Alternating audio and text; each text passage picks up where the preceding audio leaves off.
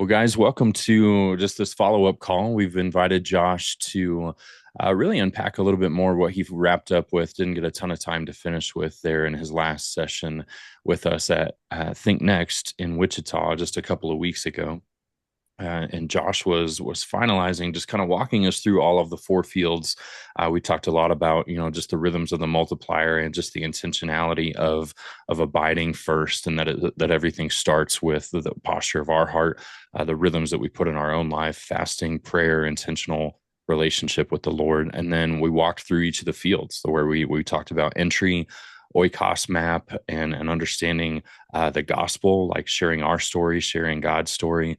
Love the phrase that your story opens hearts and God's story changes hearts.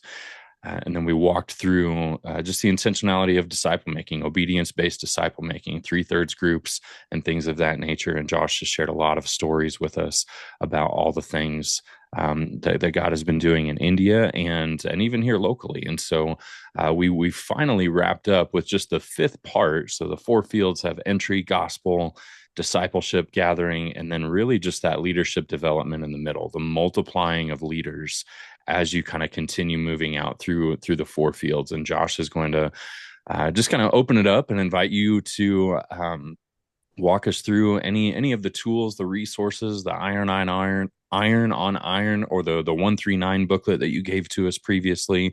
I can drop that in the chat or resend that to you guys, but you have all of those resources on that digital folder that we had sent out earlier. But Josh, first of all, just thanks for joining us again, man. Super grateful to have you with us again.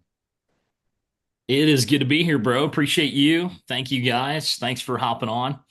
But yeah, let's just kind of dive straight in, guys. What I really want to do, I want to give you an overview, just as a reminder of what, the whole 139 idea is, and then what an iron on iron is inside of that.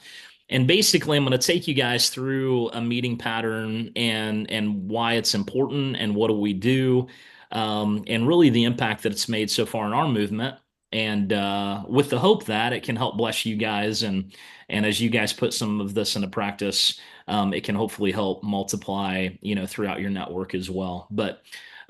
So just a brief overview again and a reminder. So 139 is basically a leadership peer-to-peer mentoring system that was placed in our movement back in we implemented it in the beginning of 2020. Uh, Prior to 2020, we had no real leadership development mechanism or system in place in order to make sure that leaders were being raised up and coached and mentored through the process of multiplication. So we had all of the training on the front end of helping somebody learn how to make a disciple who makes disciples, how to plant a house church, how to multiply those house churches. But when it came to the ongoing coaching and mentoring of those leaders, prior to 2020, it was just happening within the house church setting. So we had a system that, if you remember when we were together live, that we have a two group principle as one of the scaffolding pieces of our movement, where if you are a part of a house church and then you go start another house church, then you remain a part of the first one and you're leading the second one. So you're a member at one where you're getting discipled and coached and mentored, and you are leading the other one where you're doing the discipling and the facilitation. At the beginning, that worked fine in the movement. There was nothing else really needed on top of that. But as leaders began to multiply, and as they started more house churches, and as they had leaders underneath them that were, multiplying as well, that scaffolding was not enough to support the entire movement. And so we wanted a cascading form of leadership development that was going right alongside the growth of the movement. And so when we instituted 139s, I'll just remind you guys of a couple of numbers. In 2019, we saw somewhere in the ballpark of about 320 churches started that year, which again, we were thrilled with, super excited with. It was the most we'd ever seen in a year.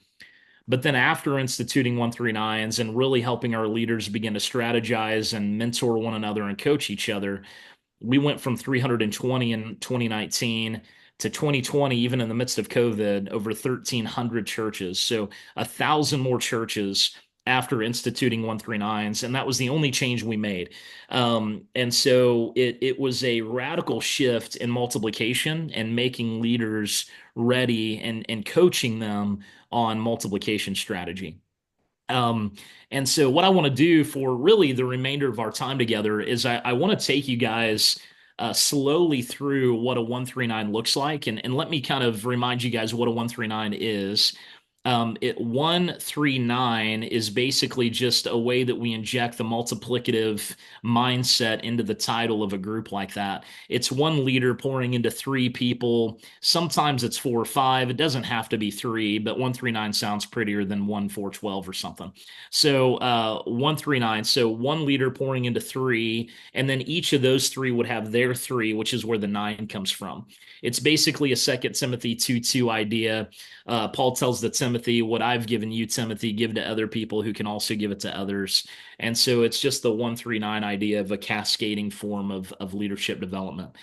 For us, these meetings happen once a month. It's usually the same, like same sex. So men are meeting with men, women are meeting with women. Sometimes couples will do it together. So it's one couple with three other couples. So then I guess technically it would be two, six, six times however many that is. And so anyway, so but 139 is really the main core idea. And along our movement, as multiplication goes down generationally, as a church plants a church that plants a church, we want to see 139s kind of come along the pathway of the movement so that leaders are being coached and mentored throughout the process. So anyway, that's enough kind of the background detail. If you're, do I have permission to share my screen? Yeah, I do. Okay. What I'm going to do, I'm going to show you guys our 139 booklet, which I think Andrew already put in the chat in case you don't have it. But I want you guys to see the meeting pattern, and then something we do within the meeting, which you'll see down here, is called an iron on iron. That's actually the meat and potatoes of the meeting, honestly. And so we'll get down there. The majority of the time will actually be taken up on an iron on iron. And so we'll get down there in a minute. But this process goes through our normal. So in our house churches in India, we do a 3/3 model as they meet, which means we look back, we look up, we look ahead. The same format is there in a 139. So we start with a look back. Um, and which, by the way, in India, you can see up here, it's usually once a month for like 4 to 5 hours. Now, in America, we have seen these lower, like we've seen them more like 2 to 3 hours rather than 4 to 5. But you do need to take time on them. It's not something where, you can do it in an hour and you're done and you're in and out. This is really alongside of leadership development. We've seen that those relationships going deeper and really helping one another and strategizing together does take time.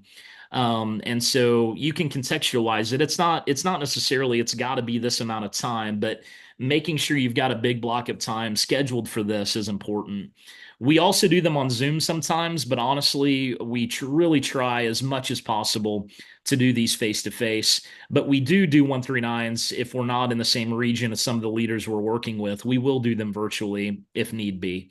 So for example, at Nexus, you could definitely do them virtually with some church planters if you'd like.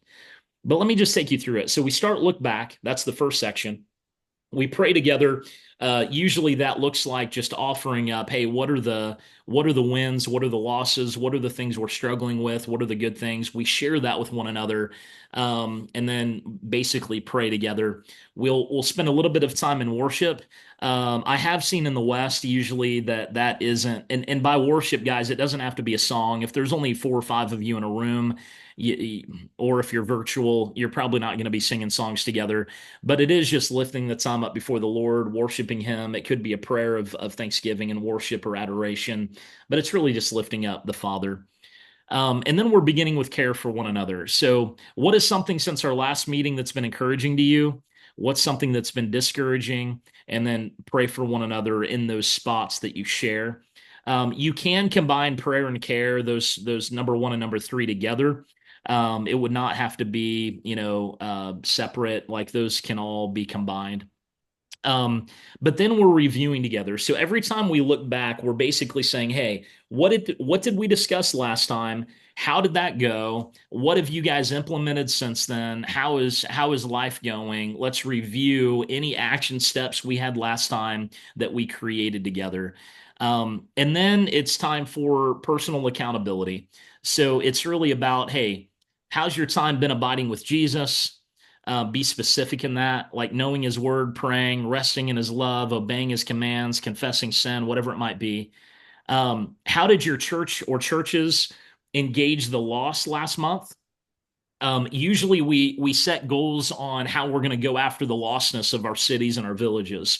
And so because this is not just a personal like accountability group, it also is a strategy session. We're doing both those things. So we're doing personal accountability, but we're also being strategic about, hey, we are leaders. Many times in these cases in our movement, it's leaders of multiple churches and multiple leaders. And so we're wanting to see, hey, how did our network of churches do at engaging the lost? What were we intentional about? What goals did we set on how we were going to do that? And then we also talk about what did you learn meeting with your three this month? So we are asking them how their meetings are going, keeping them accountable that we do want them pouring into three others at least, if not more. And so how is that going? Tell us what you've learned, what you've gleaned from that, so that we can share with one another. And so that's basically what the look back portion looks like. Again, you guys can innovate around this. You could add questions if you want. You could take questions away.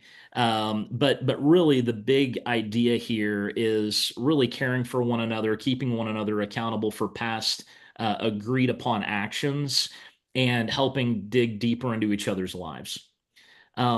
Then we look up which is the new teaching. Now, usually within the new teaching portion, this 139 booklet I'll show you, we have a ton of different topics that you could go through.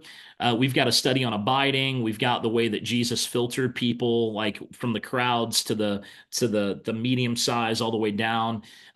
We have a study on like baptism, the Lord's Supper. There's different chapter studies in Nehemiah. Like these are basically leadership development lessons that are meant to be a toolbox in this booklet, meaning it doesn't have to go order by order. You don't have to go one, two, three, four.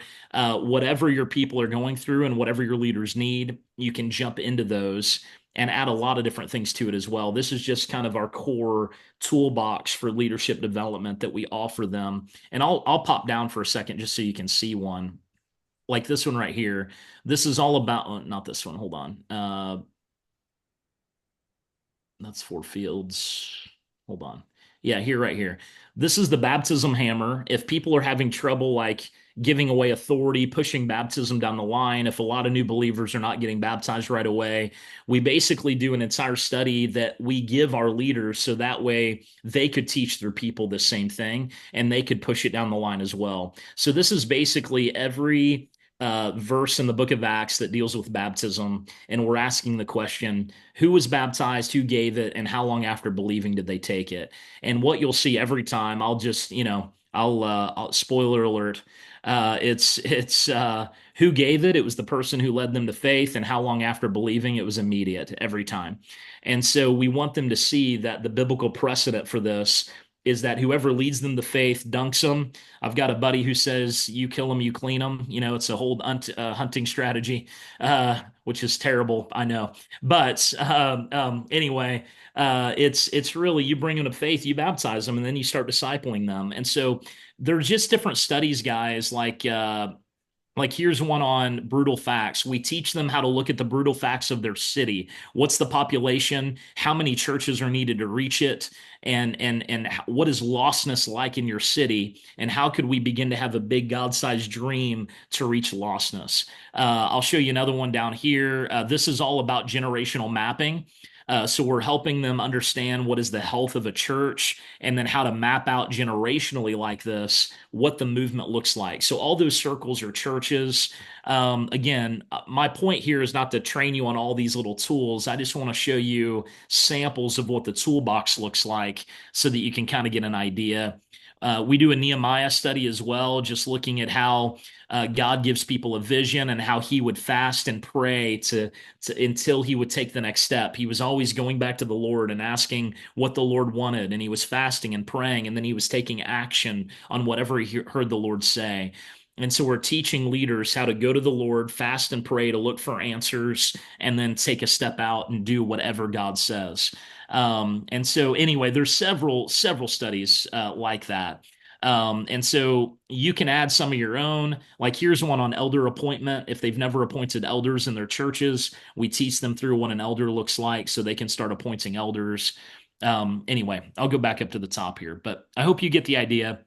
We basically have just given we've given a really solid toolbox for people to begin to go through depending on what the situation is there. And so that's what we do during the new teaching is we're taking one of those tools or one of those studies and we're doing it together to try to hear from the Lord. It's also a time that we're introducing some of these new studies so that those people can go push it down the line as well. Because in a movement, you're wanting that cascading form of leadership development. So as you present something, you're wanting them to immediately then take it to their three and push it down the line. I want to make a very clear statement here. If you don't have enough time for both the new teaching and the iron on iron, skip the new teaching. This is contrary to what a lot of times in the West we believe. We think the new teaching is the most important.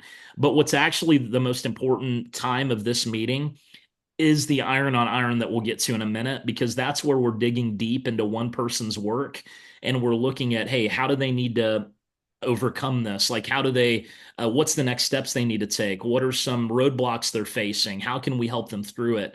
And so that's way more important than like going through a 30-minute study together. It's really diving down and helping people problem solve and helping them overcome whatever issues they might be facing. Um, then it's look forward. So practice, what we do there is if we did present a new tool, like for example, if we gave them that baptism study, we may have them practice going over it a couple times so that they know how to then go train their people on the same thing. Or if we teach them how to gen map, like what I showed you, those generational maps, then we'll have them practice that so they understand.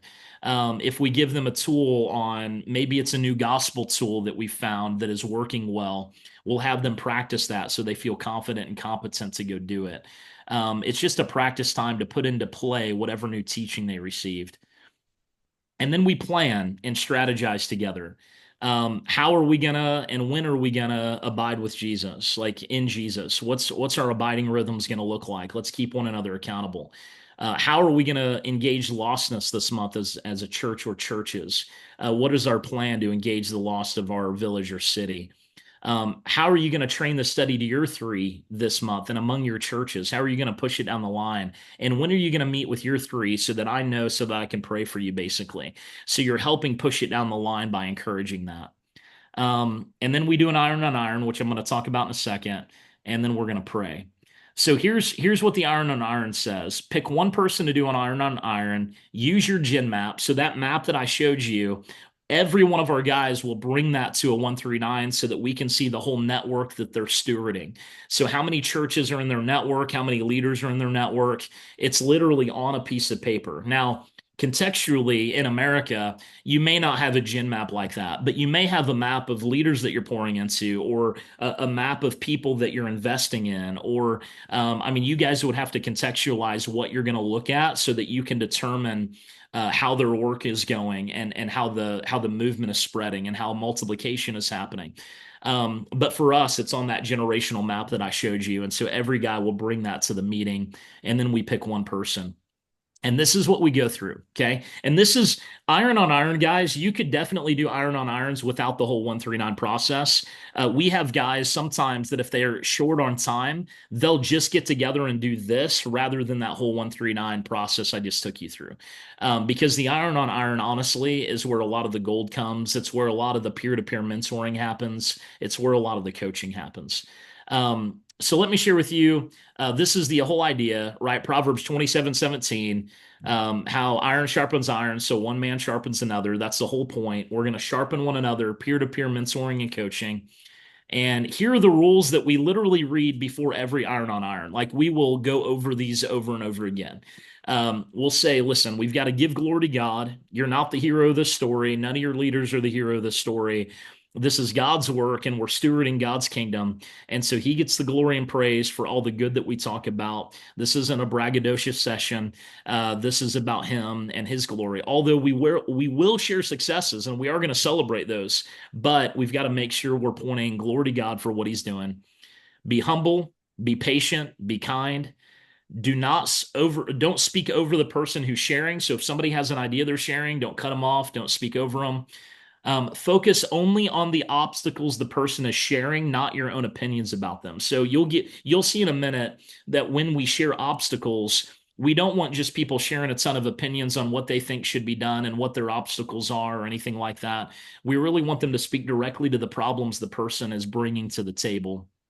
Um, don't make fun of anyone's work or opinions, of course. That's simple, but when you get men in the same room, you know how that goes. And we want to take this time seriously for the Lord. Do not ever attack or question anyone's character in this room. Like we're not questioning motives. We're not questioning character here. This is to help one another. And then you'll see down here in just a moment, there's an encouragement piece where the people listening get to share encouraging words of encouragement. If you don't share during that time, you can't give suggestions during the suggestion time. So that's a rule that we set very early on because people would love to share their suggestions and ideas and challenge, but they wouldn't always speak up as much during the encouragement time. And so we're like, listen, if you don't speak up during the encouragement, you're not going to give any ideas or suggestions. If you were quiet then, you're going to stay quiet now. And so speak up during the encouragement time, give a word of honor, and then you can share whatever ideas you have for this guy. But unless you do that, you don't get to do the other. Um, so remember, there's one person in the hot seat for this part. That whole 139 I just took you through, that's everybody talking and sharing. This time, it's one person's work that you're focusing on. So if you've got a 1 and a 3 in a meeting, that means that once a quarter, each of the 3 that you're pouring into gets to be on the hot seat once a quarter. Okay. And so that's the idea is doing an iron on iron with each leader at least once a quarter. Um, and so then we're diving into that person's personal walk, right? How's your relationship with Jesus? How's your time reading in the word and praying? Is there any conflict with a believer or your spouse that you need to resolve? And so we're trying to dive into first, how are they abiding? How's their heart? How's that going? Then we'll take about 10 minutes and say, okay, what's the status of your work? What's something that is exciting to you? What success do you feel like you're seeing? Let's celebrate what God has done right now. So take 10 minutes and share testimonies and stories about what the Lord is up to and what's exciting to you right now. That's also a time where we'll take a look at the gen map. So the gen map is on the table. Hey, walk us through the gen map. What's exciting? What new churches have started? What new groups have started? What new leaders have been raised up? What new people have come to faith that you have an incredible testimony to share? So that's all more on the celebration, exciting side. Then we take 10 minutes on obstacles. So, hey, in your field, in your ministry, what roadblocks are you facing? What do you think is preventing further multiplication of disciples and churches? What obstacles are you facing so that we can talk about those? Now, guys, remember in the status and the obstacle section, no one else is sharing. It's just the guy on the hot seat. Nobody's giving thoughts. Nobody's speaking in at this point. They may ask a clarifying question here and there, but we actually have a time for that in just a moment. So nobody's really speaking it at all. They're just letting the guy lay it all out there. The good, the bad, and the ugly, the successes and the failures, the high points and the low points. He's laying it all out. Then we step into a time now where everybody starts to get to share around the 4 or 5 that are in the room. So first, encouragement. What do you hear that's encouraging? Encourage that brother or sister. Let them know that that what you see that is incredible, what you see that's been encouraging to you, what has been inspiring to you. Say a few words of encouragement over them on what you've heard them say. Because some of these guys, man, come to these 139s having a hellish month. It's just been so tough. and to hear words of inspiration and life, speaking life over our brothers and sisters, sometimes keeps them in the game. And so we really need to encourage them and lift them up. Then clarifying questions. So after everything they heard, we usually encourage our guys and gals, hey, take notes of questions that pop up as the guy's sharing about his work, about the status, about his personal relationship, about obstacles. Start taking notes of any questions that pop up. And then during the clarifying question piece, you can begin to ask that. So, hey, you said something here. How are you actually doing that? You said something about a new discipleship pathway that you're trying. Like, what does that look like? Or, hey, I heard you say something about starting a new gospel technique. Like, what does that look like? Talk to us about that. So, any clarifying questions, and then it steps into suggestions and ideas. So, what are some ideas or suggestions that people may have to get past the obstacles that were shared? Now, this goes back to this rule: focus only on the obstacles the person is sharing. Because somebody's going to come to the table and they're going to say, I think my biggest obstacle right now is this, this, or this. And then we want people during the suggestion phase to help that guy or gal overcome those obstacles that he presented. Because maybe some people in the room have already overcome those. Maybe they've already faced them. Maybe they've had issues similar to what the guy or gal is facing. And so you want them to go through that together.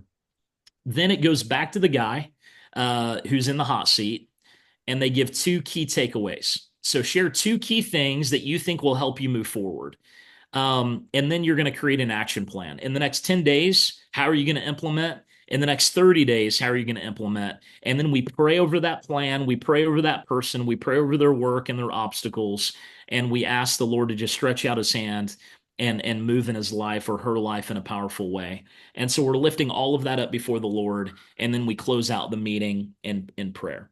Um, and so that's what this practically looks like, guys. Again, this is a great base, but some of the keys here are really intentionality and really looking deep into the heart and the ministry of the people that we're serving with and helping them overcome roadblocks and barriers. And basically, what we're injecting into the movement system here is basically not self, but peer-to-peer problem solving, peer-to-peer mentoring, peer-to-peer coaching, and we're helping one another think through obstacles, roadblocks, and how to overcome them, how to pray through it, how to hear what the Lord is saying, and then share with other leaders how to do it. So then it takes it from being more of a top-down approach where the leaders at the top giving all the answers to no, the genius is in the room, the answer is in the room. How do we make sure that we're bringing out that genius and those answers and helping each other overcome problems and difficulties and roadblocks in our ecosystem rather than outside of that ecosystem? So anyway, I've talked a long time taking you through this. So I'd love to pause here. And if there's any questions or comments or anything you'd like me to hit on more, or if there's a question around how these actually work, or if you wanted to ask some clarifying questions of your own about some of this stuff, that would be great. But unless you say something encouraging, I don't want to hear a question. So I'm joking.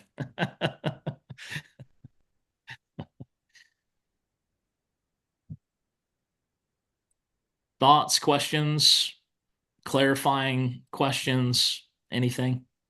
Hey, Josh, I have a question. Yes, sir. How does this, what's the difference in how it works in the US versus how it works in India? Where have you seen it working in the US? And give us So, some context. so a lot of people who use this, brother, are in a disciple making movement, church planting movement system. And what I mean by that is they do. So even in the U.S., they're bringing gen maps. Now they may not call them churches; they may be groups that they're starting and multiplying. But really, at the end of the day, this is about looking at someone's work, looking at gen maps of how that's working, and then encouraging. Now, it doesn't have to be that though. But a lot of what we've seen, like this has really been built within a multiplicative movement system, right? So 139s were birthed out of disciple making movements and church planting movements. Now, it doesn't mean though that the principles and even the pathway that we're on cannot be contextualized for a more traditional church planting situation. And so, what I mean by that is, you guys could easily, within your network, and we've seen people do this, create some of their own metrics because a lot of times traditional church planting won't have like a generational map. I mean, they've got one, you know what I mean? They've got one church plant that Yeah. they're stewarding, but they could create other metrics about, hey, how many lost people have come to faith? How many disciples do you have that you're pouring into? How many leaders are you raising up, to take on responsibility within your church? You could create other metrics rather than a gen map, but to qualify the health of the work. Because at the end of the day, this is really helping push people to overcome obstacles and to create healthy movement. That's really what it's for. And so if you've got a definition of health, like what you're going for, and you create a few metrics around that, you could literally do everything else on this, but instead of doing a gen map, you have some sort of dashboard that you're looking at to say, hey, is this healthy? Is it growing? Is it multiplying the way that we dream of, right? And so at the end of the day, whatever the vision is that you have for the church, and then the pathway you're on to get there, creating some what we call controllables and uncontrollables. So for us, I don't know if I shared this at the ThinkNEXT event or not, but for us, we created a scorecard that was basically about what are the things that are fully within our control and what are the things completely outside of our control. So, or the business world would call them leading and lag indicators, right? And so for us, here are some of the controllables. I can't control how many people come to faith. That's all God's job. What I can control, though, is how many people I've shared the gospel with this week. That's all on me. Seed sowing is my responsibility. Life change is God's responsibility. And so I can track how many gospel shares there are this week, and I can track how many people said yes, but one of those is controllable and one of them is not, right? But it just so happens that the more gospel seeds I throw, the more people say yes. Crazy how that works. But it's one is going to lead to the other happening. For example, I can't control revival breaking out in my city, but I can control how many hours I pray. I can control how much I fast. Like prayer and fasting are all controllable. That's my responsibility. What God does through that is all his responsibility, but I can pray and fast. I can't determine necessarily how many small groups or discovery Bible studies are started. But what I can do is I can control how many invitations I give to join a discovery Bible study or to join a small group. Like that's all up to me, right? And so I would say I would encourage you guys to think through what are some dashboard metrics, what are some controllables and uncontrollables that in an iron on iron meeting you can look at and you can have some objective thoughts on, hey, this is how it's going. Here's what's healthy. Here's what's not. Here's some obstacles and roadblocks, and go through it like that. But it's important, I think, to have something that you can all look at that is a little bit more objective than just, well, I think it's going pretty well. You know what I mean? Yes. But it doesn't have to be, again, it doesn't have to be a gym map. It could be literally anything else that is just showing other people that you're working with, okay, here's what's successful, here's what's not. Let's break this down together and help one another overcome these obstacles. Okay. Great. Hey Josh, Yeah, Ryan, this what's is up? this context may be a little different. I'm not talking about a church. So our small groups at our church are called communities, and so the context I'm speaking of is through communities. Um, say say I want to point our group toward multiplying or multiplying into another group or another community, and there's men in this group that I know can lead and want to lead, but maybe just need the encouragement or the tangibles, to get them to that point. In that context, where would you start inside of a resource like this? And I'll be honest, man, I love the resource. It's just a little overwhelming initially, right? Like, 100% whoa, of this. It's a like lot. where do you Yeah. start with in that context to and essentially like the multiplication is the same thing you're going for, but in the context of within a church in this small group community in order to. So are you asking, let me ask a clarifying question here, Ryan. Are you asking what new teaching you would start with these people, or are you asking at what point at what point would you start implementing would you start implementing like a 139 style group? Yeah, I think what I'm saying is, how do I weed out the guys who are hungry to do this, right? And I Yeah, think I think absolutely. I think the approach would maybe be at the new teaching. Here, yeah. Like, So here's how, honestly, if I were going to speak into the life of the Nexus network right now, okay? Here's what I would say is what I would encourage you guys to have as a first start. I would tap a few other Nexus planters on the shoulder and say, hey, let's virtually get together once a month and do this for one another for the health of our church plants. Because for us, all the guys in India that are a part of this are church plant, like they're planters. That's who they are. They're starting churches, right? Which is what this originally was designed for. It doesn't mean you can't use it within your context, and I'll get to that in a second. But where I would start if I were you guys is have two or three other people that are like on the Nexus, like within the Nexus network, like they're Nexus planters, they're a part of the network, and say, hey, let's start getting together and help one another overcoming obstacles, keep one another accountable. Let's set some scorecards. Let's set up a dashboard, and let's really help one another drive further faster, right? Because we helping one another in that way and encouraging one another and helping one another overcome issues is honestly a super fast way in order to speed up process for every plant that's a part of it. So I would say first, I would start there. Secondly, within your church, here's what I would say. This type of iron on iron you could use within a small group setting. So, and what I mean by that is just for small group leaders, not the people within the small group. This is not designed necessarily as an initial disciple making tool. This is designed for leaders to help one another multiply more leaders and to be able to coach and mentor other leaders. So, for example, if you've got a church that has 20 small groups, I would try to break out, each of those 20 small groups. Let's get those leaders and put them into 139s and have, five or six or seven 139s or whatever, and have those people start helping one another think about the health of their group, what they're doing, how they're discipling, are they raising up more leaders to multiply, things like that. This is not necessarily a tool, guys, used for personal disciple making. It's not necessarily a tool that you'd use in a traditional church context with just the people within the church.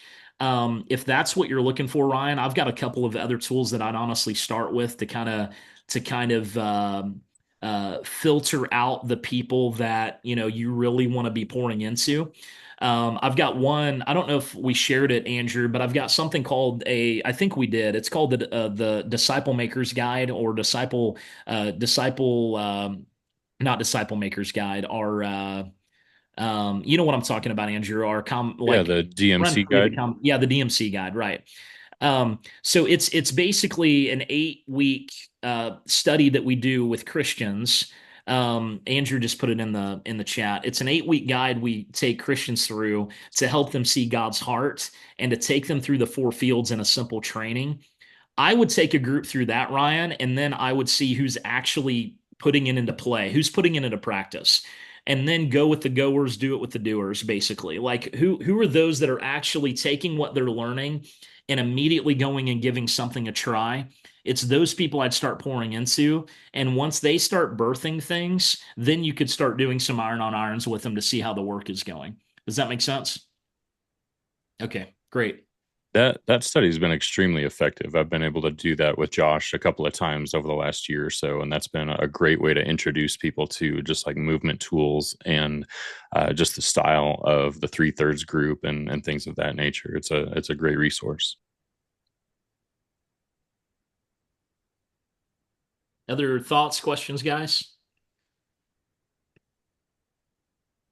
Based on your times that are there, Josh, and like the iron on iron, like this is, I mean, it's pretty in depth for just a single leader to be able to go through some of this. So, I mean, it's really easy to see how you get up to that 5 hour mark on a on a thing. But is this, I mean, even in the West, like, is this, you're spending 45, 50 minutes, an hour with just one leader to really encourage and and tease out all of these things in their life and ministry? Yeah, I mean, so like I said, in one meeting, only one leader is on the hot seat, so it doesn't go around Okay. the room. Okay. It's one leader each month, which means if you've got three leaders you're pouring into, each one of them it goes once a quarter.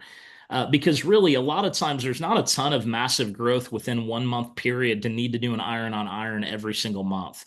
Once every 3 to 4 months is enough for an iron on iron to give you enough time then to implement the strategies that you've heard, right? And to give it a go.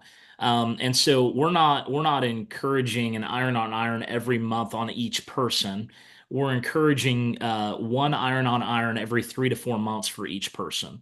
So Mhm. each 139 meeting only has one iron on iron happening with one person in the hot seat, and everyone else is encouraging and speaking in. But then the other stuff we go through, like the look back, look up, look ahead stuff, other than the iron on iron, everyone is sharing and talking about how things are going. But it's the iron on iron where we dive deep into one person's work during that time.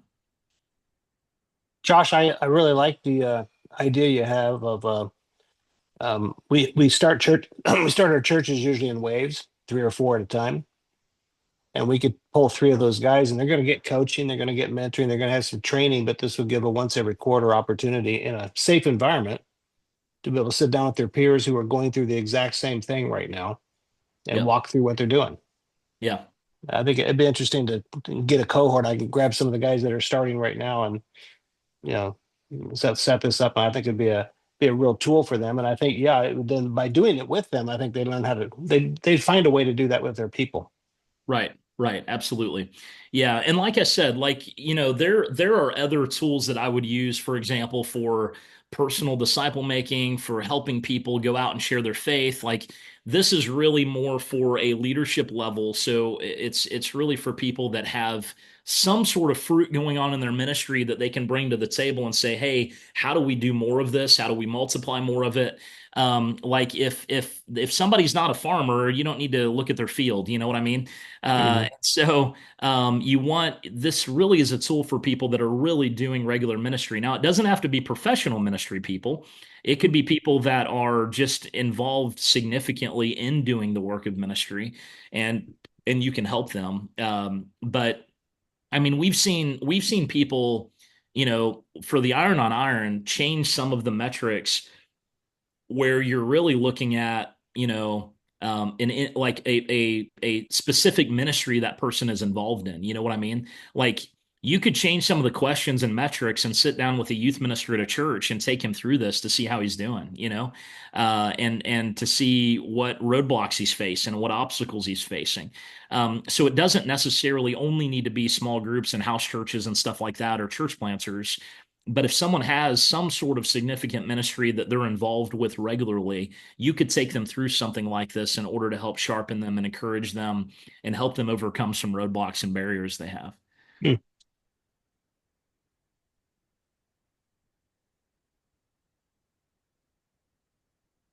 So, like for example, guys, if you have even volunteers, like if you're a church planner and let's say you've got two or three people that are either on staff or volunteering over different ministries within your church, I would just get them together once a month and go through this and see how they're doing personally and how their ministry areas are doing and how you could help one another overcome any issues. And then you're actually speaking into each other's ministry as peers rather than just a top-down form of communication.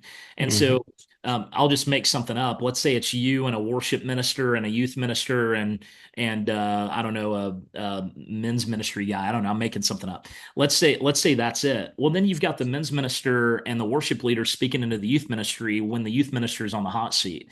And then next month, maybe the worship leader is, and you've got everybody speaking into that, helping them overcome roadblocks and barriers they may be having. And then the Mhm. men's minister is on the hot seat the next month, and they're all pouring into him and encouraging him and helping him overcome roadblocks and barriers. So it's also a way that other people can speak into ministries within the church in an honoring, respectful way if you set the ground rules clearly.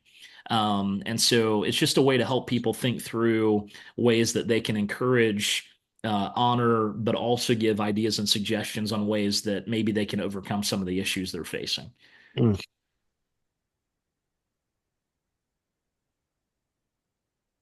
I want to give you some encouragement. You really look good wearing a Nexus shirt. Thanks, Phil. I appreciate it, man.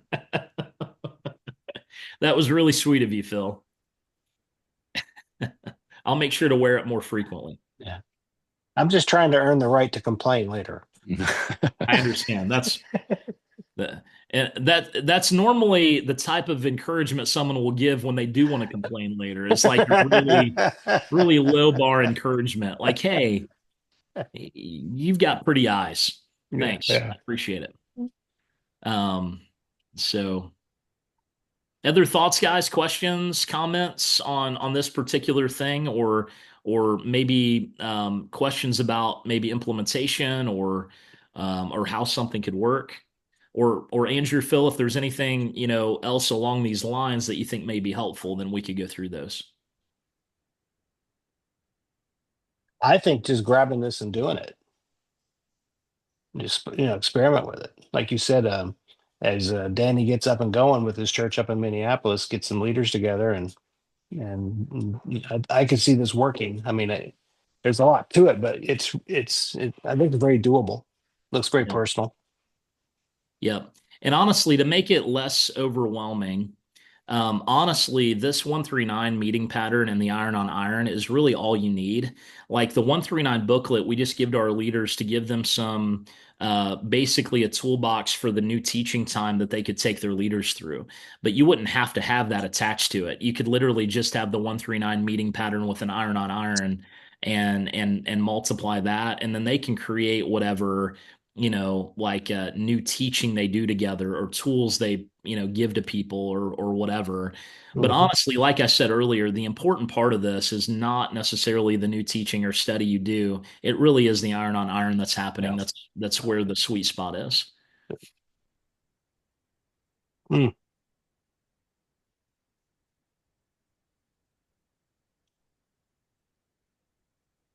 Andrew, anything on your side, bro? No, so I mean, I'm just kind of practically thinking through just like what in a given month, what is your typical like meeting pattern? So you have if I'm doing an iron on iron or because you call 139 meetings, so does that mean that you're a part of one and then you're leading one once a Yeah. month? And Usually, then yes. So usually you will have most leaders will have two 139s they're a part of. They're leading one with three, and then they're a part of one where somebody is doing the same thing with them. And so the 139 leadership side is usually two meetings per month for that. yeah, and I'm just trying to like practically think through the other groups that are going on because oftentimes like you're a part of a group, I think is what you said, and then you're also like starting another group or two. And so just like your multipliers are like this is literally all they're doing, right? I mean, Well, I just mean, is what it yeah, I feels mean, they're it's not all they're doing. I mean, if you think about it, Um, like let's talk about that for a second. So almost every Christian in the country who like let's talk about America for a second. Almost every Christian in the country is going to be attending church on Sunday and potentially a part of a small group one other time of the week. That's two meetings a week for the church that they're doing. That is exactly what the leading a house church in your home looks like, and you're a part of another one. So it's two groups, it's two meetings a week they're having. They don't have a traditional church they're attending on Sunday. The yeah. house church is their church, and then they're leading another one maybe. So that's two of those meetings a week, and they could still be working a full-time job and doing that without an issue. Then the 139 is only you're only invited into 139 in our movement if you've multiplied multiple churches, not just one or two. Like you are a multiplier of churches. So you've figured out basically how to schedule your time in such a way where you're working and multiplying churches on the side and you're still doing that well.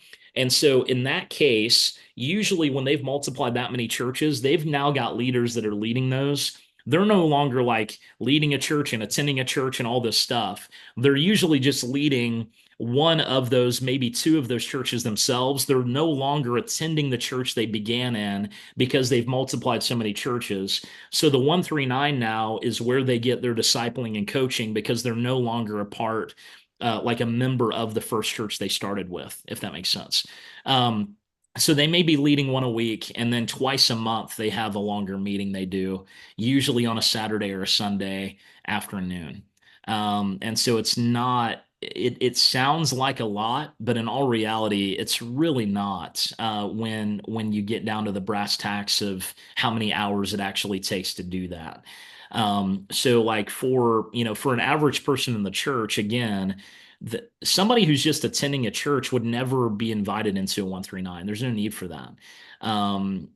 It's really for leaders of leaders or leaders of large groups of people so that they can be coached and mentored on helping them get to the next level and multiply. So does that make more sense? Yeah, for sure. Okay. Yep.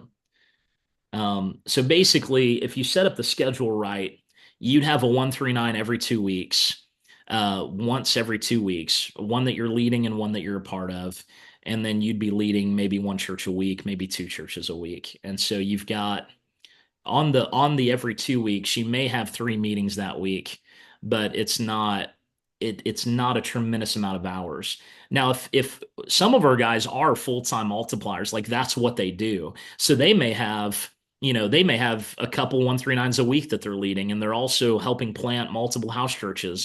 But when that's their full-time job, then yeah, they do that. But the bivocational people, it really does not, it's not massively extensive time they've got to give to this if they also have a job. It's just a matter of, you know, similar to what we'd have here with attending a church in a small group. It'd be a similar thing. Yeah, that's good. You mentioned elder study at some point, and that just kind of piqued my interest as far as like as you're multiplying out, like what does that look like in your movement of like the role of elders and the like oversight of different churches and things of that nature? Does that mostly happen within like an iron on iron setting, or is that a separate relationship? Yeah, I mean the elders I would say take two different roles within a small house church movement, and so it's quite a bit different than what we're going to see here in America usually. So a church of 10 people does not need elders. Like they don't need that. And so the way elders usually get appointed within a house church movement is they are elders over multiple house churches. So they represent multiple house churches. So maybe one house church has an elder that is a part of that group of elders, but they're over like that group of elders is over multiple house churches and they're helping shepherd and things like that. Now that can happen within a 139 where those are the elders and they help oversee that. And another way is some of the house churches end up growing to a significant size of, 30, 40, 50, 60 people. And in that situation, then they do appoint local elders for a larger body. Uh, but normally, when they stay lean and mean, it's a group of elders over a network of house churches, if that makes sense.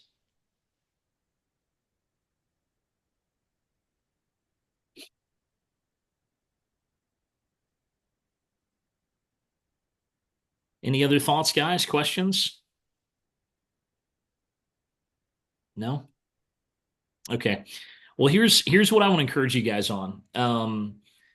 Some of you, depending on what stage of your work you're in and what stage of the church plant you're in, 139s may not be something that you need to implement right away within your local church context. But it is something that if you are leading in some capacity, it'd be great to have some other peers who are at a similar stage to you, like what Phil said, and begin a group like that where you're helping one another overcome obstacles and barriers, and you're helping to encourage one another to move each other forward. Anyway, that's what I would encourage to begin with. And then if you're wanting to find people within your local church context who could potentially be a leader or a multiplier, the DMC guide that Andrew put in there is a really good one to start with. And like I said, it's only an 8-week commitment. It's very simple. They're discovery Bible studies. There's zero prep needed in advance from you as a leader. You literally can just show up and go through the study and discuss it together. And so there's not a ton of prep work involved at all. So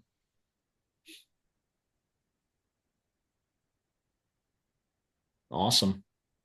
Well, man, we went through that way faster than I thought, Andrew. We blocked out lots of time and we don't need it all. Yeah, Excellent for stuff. sure. Yeah. We could spend the last hour and put Robbie on the hot seat if we wanted to. Listen, I've already been on the hot seat multiple times, so it's your turn. Love it. Bill's turn, actually.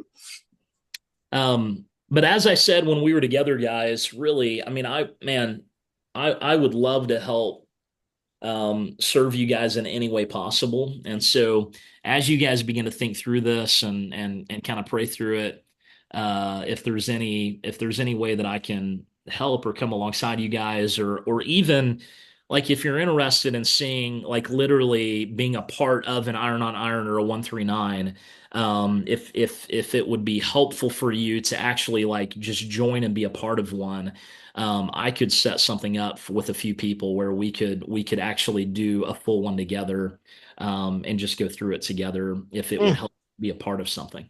So Awesome. This is really cool. Thank you, Josh, for taking the time. It's very, very yeah, helpful. absolutely, man. Appreciate you. Appreciate you guys. And Phil, thanks for always being the fearless leader, man. So appreciate you. And Andrew, thanks for always putting everything together in such a great way, bro. Yeah, so thankful for your time, man. Thank you so much. Anything else, guys? Last questions, thoughts for Mr. Howard? Good stuff. Thank you, Phil. Good. Appreciate you, buddy. Good stuff. Yep. But reach out anytime, guys. Okay. If you need anything at all, feel free to reach out to me, or and if you have any further questions or what have you, just let me know. Good stuff. Awesome. Thanks, Thanks, Josh. Josh. Thanks, Thanks, guys. Appreciate y'all. Take care. Bye. See you guys.